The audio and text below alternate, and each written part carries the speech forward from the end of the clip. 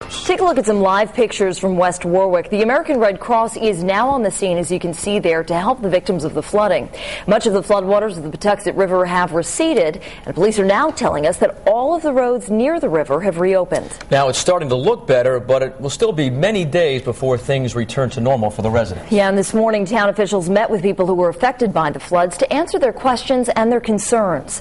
Eyewitness News reporter Nika Nwosu was out at that meeting. She joins us now with new information. Nika? Well, as you can see, emergency officials are still on scene here assisting residents and business owners. They're also helping them as they fill out these forms, which we're told are the first steps towards getting federal funds for flood victims. Once we meet with these guys, it's a... West Warwick residents met with state emergency and town officials this morning, filling out paperwork and figuring out what to do after the floods. It's a difficult situation.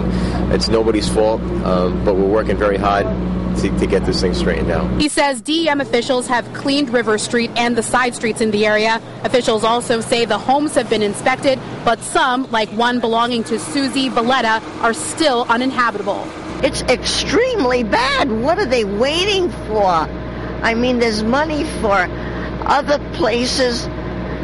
Why isn't there any money for us? Assessment teams are out today inspecting the businesses. About 40 businesses in the area have been closed all week due to flooding, including the one that belongs to town councilor Angelo Padula. With the economy this bad and the unemployment so great, we just put 40 businesses out of business, plus all their employees. General Treasurer Frank Caprio was also on site today, encouraging people to apply for unemployment if floods force them out of work. You know, this is an emergency situation, and I'm not going to hide behind that's not our job in Treasury to get people on unemployment. I want to help people. I want to get them, the comfort to know that they can put food on their table.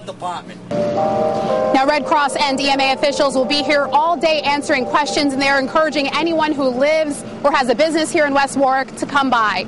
We're live with the West Bay Mobile Newsroom here in West Warwick. I'm Nika Nwosu, Eyewitness News. Pinpoint News Tracker taking you to Cranston now. We check with officials, and part of Wellington Avenue remains closed this news time. The area between Avery Road and Elmwood Avenue are still affected by this week's historic floods.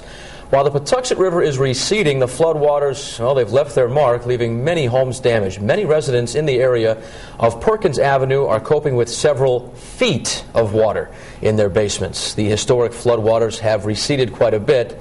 But how much longer will it take for the Patuxent River to return to its normal level? Meteorologist Michelle Muscatello standing by on the live Pinpoint Doppler 12 Forecast Center with more. Michelle.